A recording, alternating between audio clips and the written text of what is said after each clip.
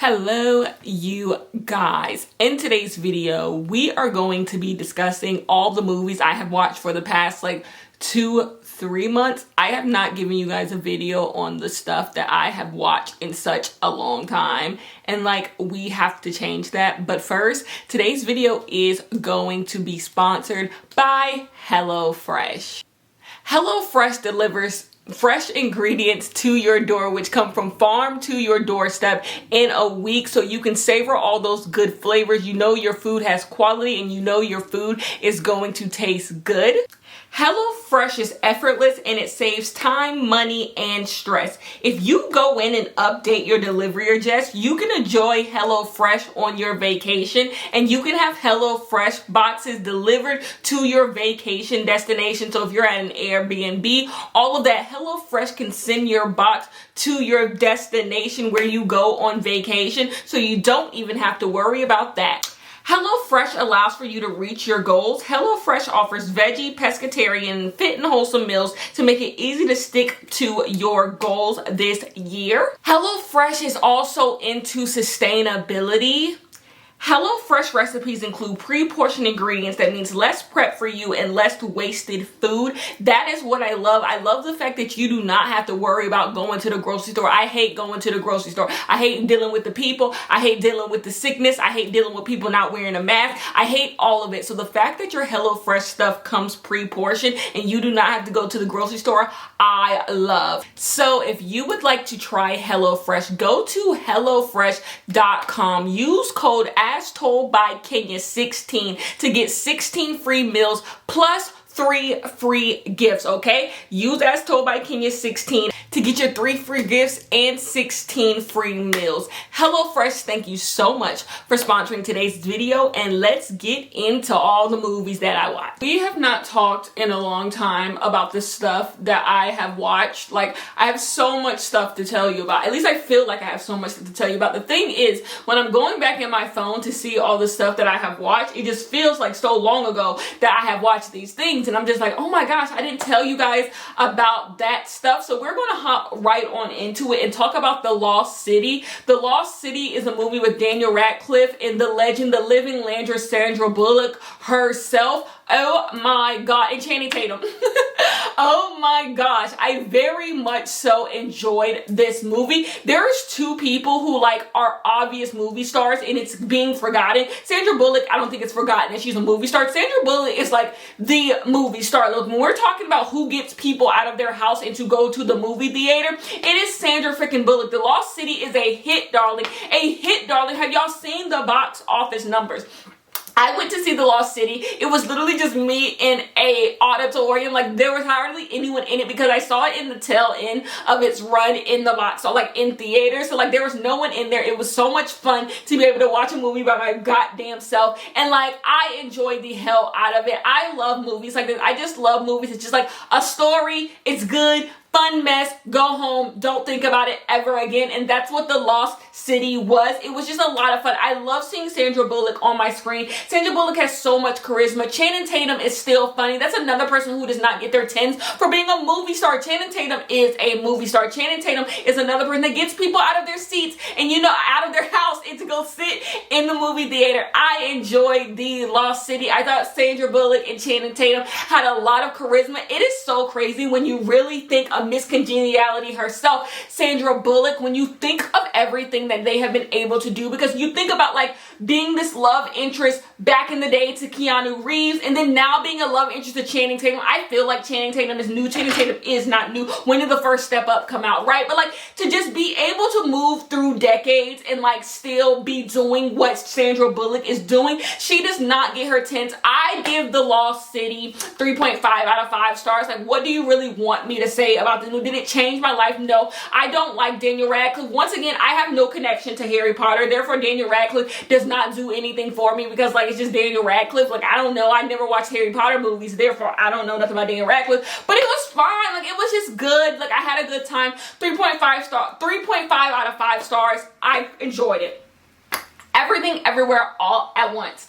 I saw Everything Everywhere All at Once and Favorite movie of the year, dare I say? Favorite movie of the year, dare I say? Like, everyone has talked about this movie. I don't even know what you want me to say about this movie now. Like, I've seen, like, it just blew my mind. It just blew my mind. Now, since this movie, I've like read books that have done the same thing that this movie is doing, but I still feel like this movie has done it the best. What I love the most about this movie is two things: the heart and the acting. The acting in this movie, I want everyone to be nominated for an Academy Award. I really, really do. And they should win. Like, oh my gosh, this movie was just so good. It was so well acted. Everyone, like, the thing is, this premise is a little, like, out of this world. It's a little, like, out there. But everyone was so committed to telling this story. And you could tell, like, everyone wanted to be involved. Even Jamie Lee Curtis, like, everyone was in there trying to tell this story to the best of their abilities and giving an amazing acting job with things so ridiculous, like when they had the hot dogs for hands and stuff. Like,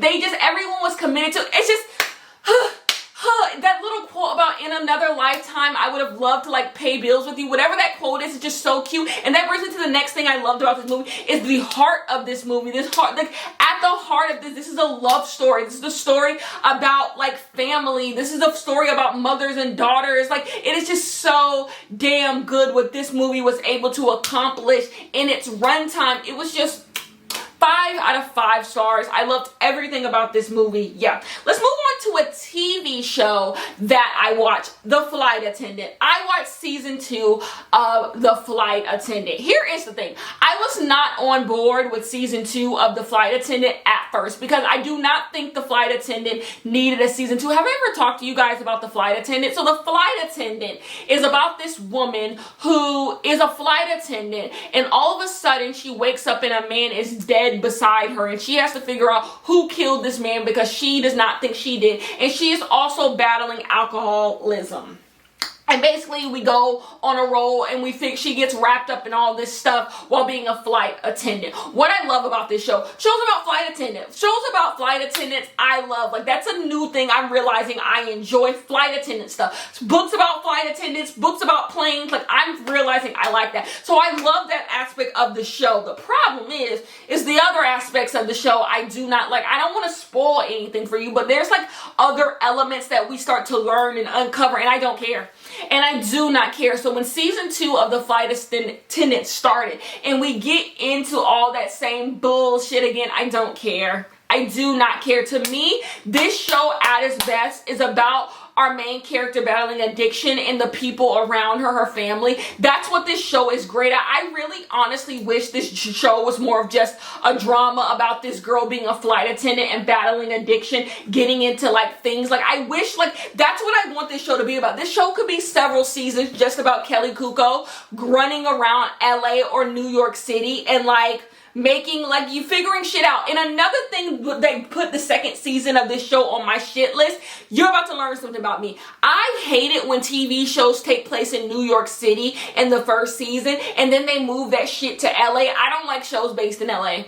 I don't like TV shows based in LA. Like, I do not. The two places I like shows based in the most are Chicago and New York, but then Miami as well. I sneak a little bit of Miami in there. I like shows that take place in Miami too, but LA, like, if you want me to not watch a show, have it based in LA. I do not, because it's just the same tired, oh, y'all do yoga, y'all drink green juice, and it's just like no one cares. Like, I just find it so played. And so when they second season of The Flight Attendant takes place in LA, and I was already off. But the thing is, this season had one of the best episodes of The Flight Attendant, and it is when they go back home to meet her mother, and that little dialogue when her mother slaps the shit out of her, like, ooh, that is acting. But I'm gonna give this season 2 of The Flight Attendant, a 3.5 out of 5 stars. And then when I take the whole show as a whole, because I think this is the final season, I don't think we're going to get another season of The Flight Attendant. I'll take it, whatever. I'll watch anything, but I don't know if we're going to get another season. I will put The Flight Attendant as a whole at a 4 stars. I think it's a really enjoyable show. If you want to watch something a little quick, I think that's something that would be nice to watch. Did I tell you guys I watched season 2 of Hacks? Did I tell you guys I watched season 2 of Hacks? I watched season 2 of Hacks and I enjoyed the fuck out of it. Hacks is my favorite show on TV. Hacks is my favorite show on TV. I don't know what else to tell you. I enjoy Hacks. Hacks is about this comedian who feels like she's washed up. She enlists this girl to be a writer with her who just got canceled by the internet because she made a joke that wasn't funny, which is on par because the girl in the show ain't funny. So like, I see why she made a joke that wasn't funny. Anyways, once again, what I love about Hacks the most is the heart. Of this show. This show is about this woman who is old, this girl who is going through a middle life crisis, like not even a mid-youth crisis really, and she's trying to figure out like what to do. It's just the heart of the show. I find this show to be so funny. There's like a B plot, maybe even a C plot going on about like her manager and her manager's assistant. Like, I love that plot so much. I am so excited for season 3 of Hacks. Hacks is one of those shows, like eventually it does have to end. How long are we gonna rope this out? But I would like to find out. I would like to find out how long we can stretch this one narrative. Give it the Emmys. Give it the Emmys. Like, it is so good. Hacks is my favorite show on TV. I love it. I love it. Usually with shows on streaming, it takes a lot for me to get back into it because like I'll love a show, then I'll go back to streaming. I'm like, what the fuck did I love about this show? Like, it takes a lot for me to get back into it. Not this one. Not this one. I loved it. I genuinely did love it. I went to see the Bob's Burgers movie. Yes, I went to see the Bob's Burgers movie. People don't give Bob's Burger its credit for being an adult, maybe like a teen to adult cartoon and not fucking being incel as hell. Like, when you really think of the adult cartoons that we get, there's a word that I'm looking for that I don't have the English to give to it, about like adult cartoons that's just like, is the word cynical? Is the word, I don't know. It's just like there's an energy that a lot of adult cartoons have that I don't like. It's the reason why I'd rather watch a kid cartoon any day. Like, I'd watch Craig of the Creek any day before I watch Rick and Morty. Like, because there's just an energy certain adult cartoons have that I do not like. Like, it's just like so like the world's fucked. Like, it just, I don't know, heart. And Rick and Morty fans are gonna drag me because they believe that show probably has so much heart. But like, there's just a feeling, there's a vibe that a lot of adult, and it's not just Rick and Morty, that a lot of adult cartoons have that it's just like, I don't want to watch this. Like, I just don't want to watch it. But Bob's Burgers does not fall into that category. A show that I feel like straddles it well is Archer. Archer straddles it well. Bob's Burgers, like, it gives me all the feelings. And then there's other adult cartoons where I'm just like, this fucking sucks. But Bob's Burger is so wholesome. Like, you still get that adultness of it where you're like laughing and it's genuinely hilarious, but like, it still manages to stay feel good in a way. And I love Bob's Burgers. I love Bob's Burgers. So when the Bob's Burgers movies came out, of course I could wait 2 months and could have saw it on streaming. But I said, nachos, a theater, I'm going to be in it every single time. Like, I'm a movie theater goer. Like, the people who don't like going to the movie theaters, they always like look at like us movie theater goers like we're crazy because we will go see anything at the movie theater. Keon, Hood Vogue is Tired of Poverty. Keon was like, the movie comes second, the snacks come first. That is me. It is about the snacks first, then it's the movie. I will see anything at the movie theater if snacks is, if nachos, a slushie is involved. I will see anything at the movie theater. So I saw Bob Burger the movie, and it was so fun. It was so fun. Like, it, to me, when you take a TV show and turn it into a movie, it's about making the world bigger, like showing us more characters, making the world bigger, but staying true to your roots. And that is what this did. We got to see more of the town that Bob's Burgers is in, but we still got the same heart, the same wholesomeness. It was just the TV show, but done bigger, and that's all I wanted. I had fun.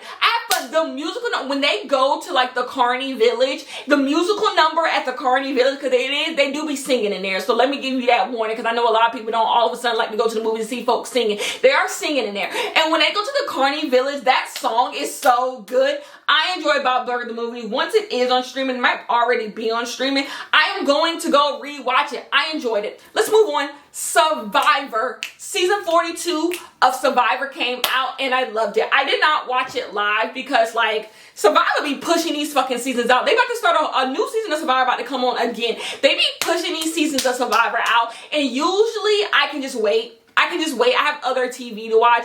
I can just wait until like the season is done. I don't really get spoiled. There's only like 3 people I follow on Twitter who watch Survivor like every single week. Everyone else I follow who's a Survivor fan watches Survivor the same way I do, late, like a day late and a dollar short. So like I don't really get spoiled by Survivor. Like every now and then someone will tweet like this person went home, but by the time I watch it, I don't forgot. So it really don't bother me. I don't really get spoiled. So I watched this season of Survivor in a weekend because it was so good. I don't know what the science is. I don't know what the science is that this show was structured exactly like season 41. The characters were kind of the same, yet season 42 was so much better than season 41. Season 42 was like, it felt like Survivor at its like best. Dare I say, like, no, it's not like a Kaigayon season. It's not a heroes versus villains season, but like it gave like old like good seasons of Survivor. Like I don't know what to tell. Like I had fun with every single boot. I had fun with every single character trying to figure out who was going home. Like I had a lot of fun. I didn't find any of the characters to be like insufferable. Like everyone had their pitfalls, but it wasn't enough of me like these people fucking suck. Like it was so much fun. Like season 41 wasn't as fun. I thought season 41 was fine.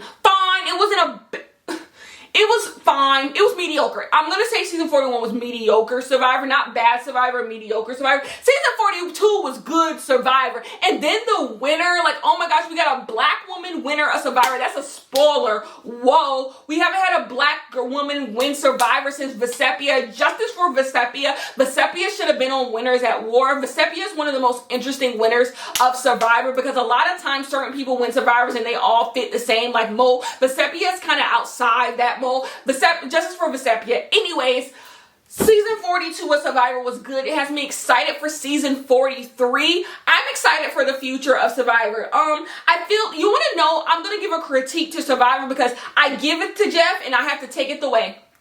Competitions.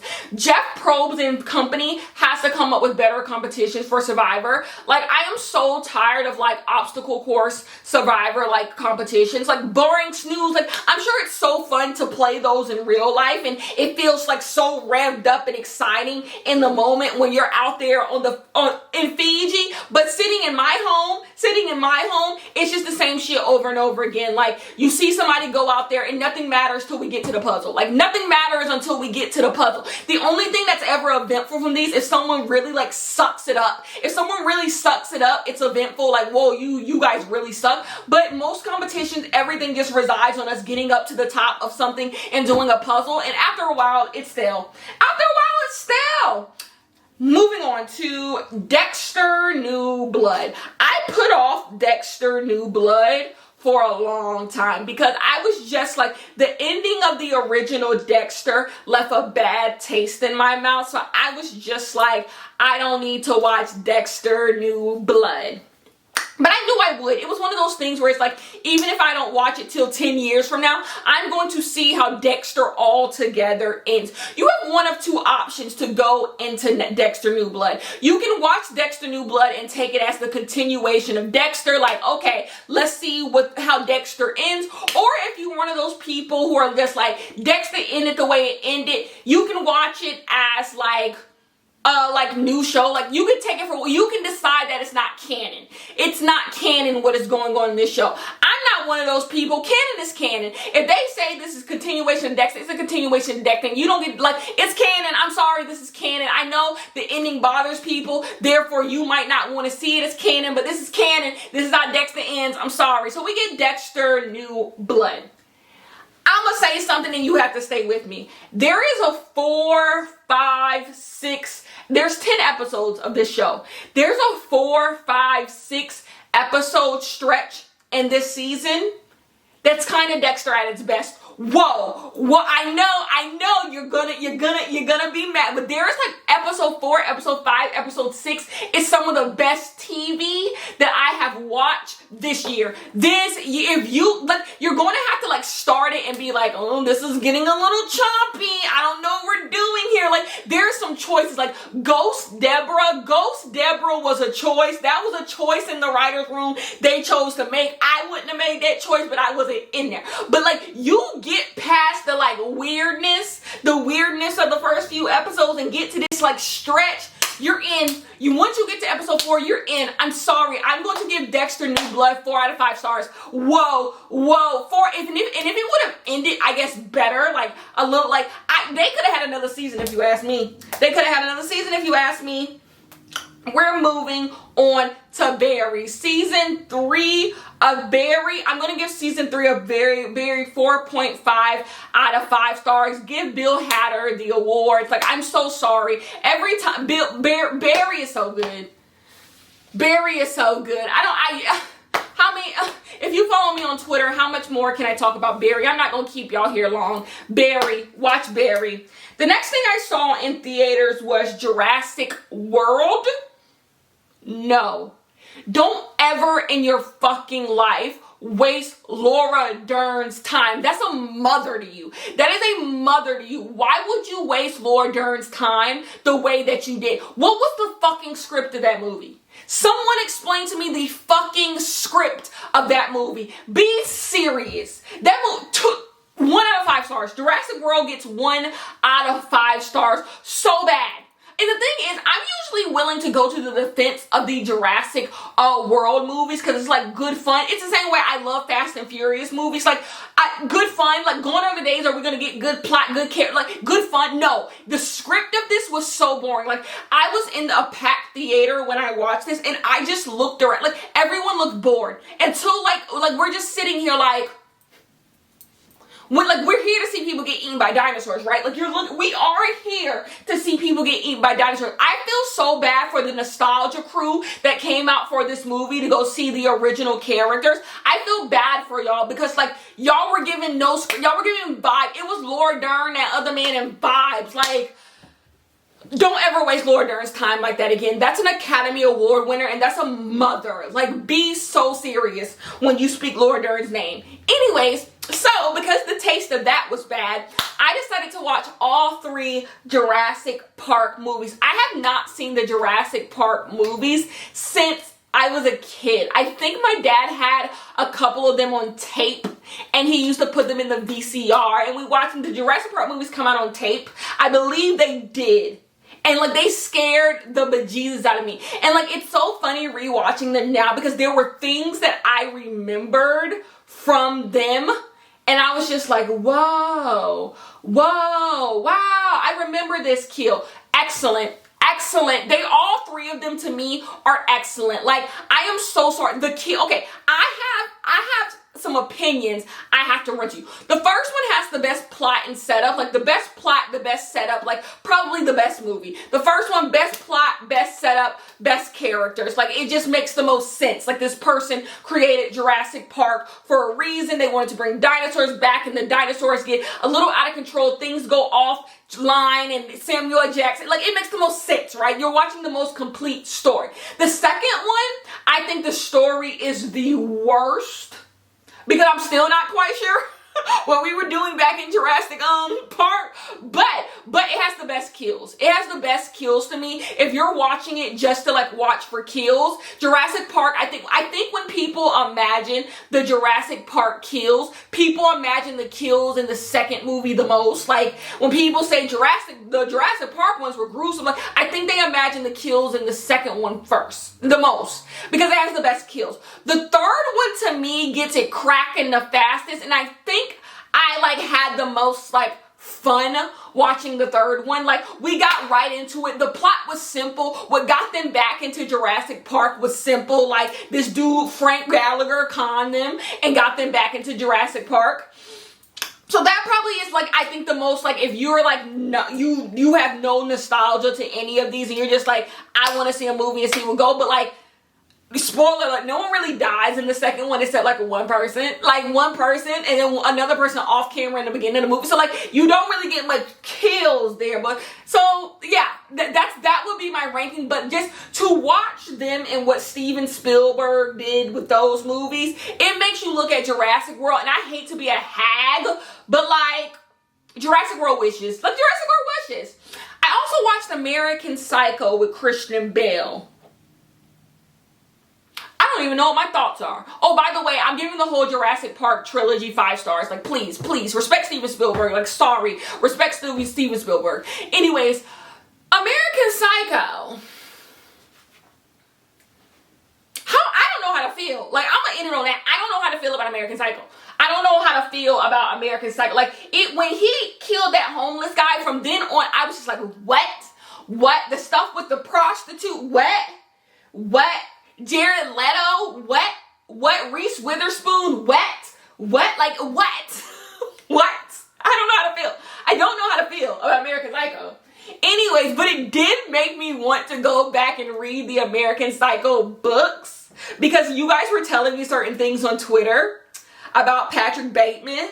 And so, like, for like literally 24 hours, like, I went on American Psycho, like, deep dive. Like, it was a lot. It did a lot to my brain. Anyways, that's the end of this video. HelloFresh, thank you so much for sponsoring today's video, and I will see you guys in the next one.